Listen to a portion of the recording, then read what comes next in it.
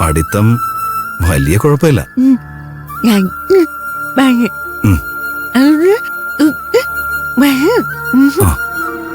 ഞാൻ നന്നായി പഠിക്കുന്നുണ്ട് ചേച്ചി.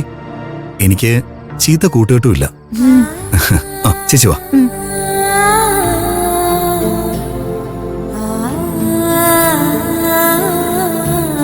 ദേവുവേച്ചിയെ വിദ്യാമയുടെ സത്രത്തിലൊന്നും ആക്കണം. സുരേന്ദ്രേട്ടൻ പറഞ്ഞിരുന്നു. മോള് കയറിക്കോ. ശരി ചേച്ചി.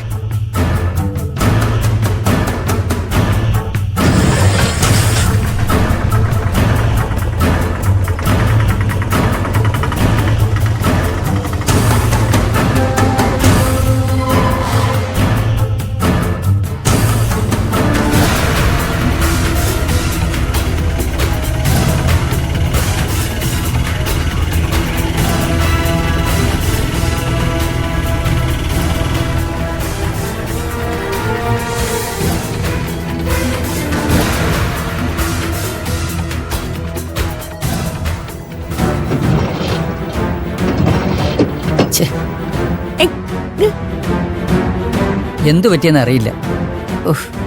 വണ്ടിക്ക് ഇങ്ങനെ ഒരു പ്രശ്നമുണ്ട്. ഞാൻ നോക്കട്ടെ.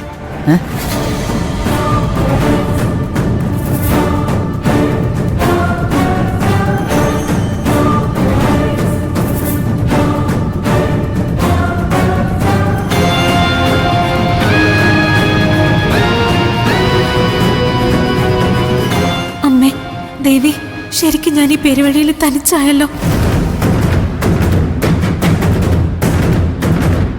ആപത്തൊന്നും വരുത്തല്ലേ ദേവി. ഒരു കുഴപ്പവും കൂടാതെ എന്നെ വിദ്യാമ്മയുടെ അടുത്ത് എത്തിക്കണേ.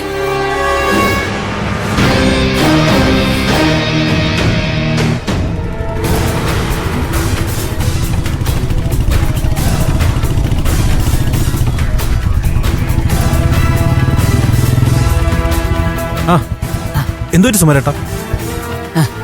അഭിരാജോ, ഒന്നും പറയണ്ട. ഒരു ഓട്ടം പോവുക. വണ്ടിക്ക് എന്തോ റിപ്പയർ. രാത്രിയിൽ ഇപ്പം എന്ത് ചെയ്യാനാ? ഞാൻ തനിച്ചേ ഉള്ളായിരുന്നെങ്കിലേ ഞാൻ വണ്ടി ഒതുക്കിയിട്ടിട്ട് പോയാനെ. ഇതിപ്പോൾ വണ്ടിയിൽ ആളുണ്ടായിപ്പോയി.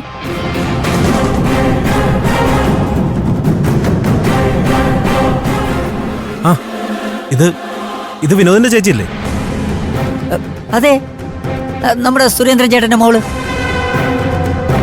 ചേച്ചിക്ക് എവിടെ പോവാനാ? നമ്മുടെ ക്ഷേത്രത്തിനടുത്തുള്ള സത്രമല്ലേ, അതുവരെ പോയാ മതി എന്നേ. ആ, അത്രേ ഉള്ളൂ. സാരമില്ല, ഞാൻ അങ്ങോട്ട് ഡ്രോപ്പ് ചെയ്യാം. ചേച്ചി വാ, ചേച്ചി വാ. ചേച്ചി പേടിക്കണ്ടെന്നേ, ഞാൻ സത്രത്തിലാക്കി തരാം.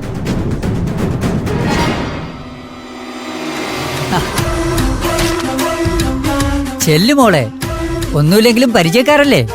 ഇനിയിപ്പോ ഇന്ന് ഈ വണ്ടി ശരിയാക്കി എടുക്കാൻ പറ്റുമെന്ന് തോന്നുന്നില്ല. വേറെ വണ്ടിയൊന്നും ഈ വഴിക്ക് വരത്തുമില്ല. മോള് അഭിയോടൊപ്പം ചെല്ല്. ചെല്ല് ചേച്ചി.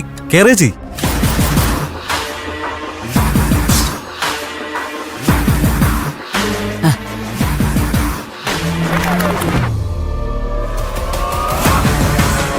ചെല്ല്. ചേച്ചി കയറിക്കോ. മോള് കയറിക്കോ.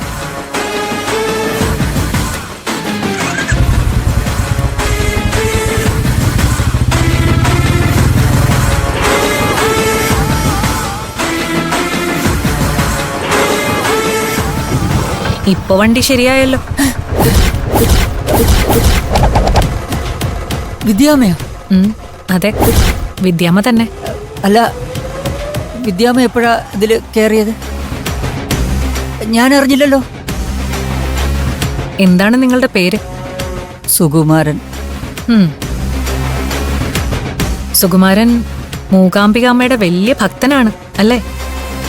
അത് പിന്നെ പറയാനുണ്ടോ? എല്ലാ ദിവസവും അമ്പലത്തിൽ കയറി അമ്മയെ കണ്ട് തൊഴുതിട്ടേ ഞാൻ വണ്ടി സ്റ്റാൻഡിലെടുത്തുള്ളൂ. എനിക്കും എൻ്റെ കുടുംബത്തിലുള്ളവർക്കും മൂകാംബിയമ്മ കഴിഞ്ഞിട്ടേ ഉള്ളൂ മറ്റാരും. എൻ്റെ ഓട്ടോയുടെ പേര് പോലും ദേ മൂകാംബിയമ്മ എന്നാ. എന്നിട്ട് ഒരു ഭക്തന് ചേർന്ന പ്രവൃത്തി അല്ലല്ലോ സുകുമാരൻ ചെയ്തത്. അല്ല, അതെന്താ അങ്ങനെ പറഞ്ഞത്? എനിക്ക് മനസ്സിലായില്ല. സാധുവായ ഒരു പെൺകുട്ടിയെ രാത്രിയിൽ വഴിയിൽ ഇറക്കി വിട്ടത് ഒരു ദേവീഭക്തന് ചേർന്ന പ്രവൃത്തിയാണോ? ഇല്ല, അത് പിന്നെ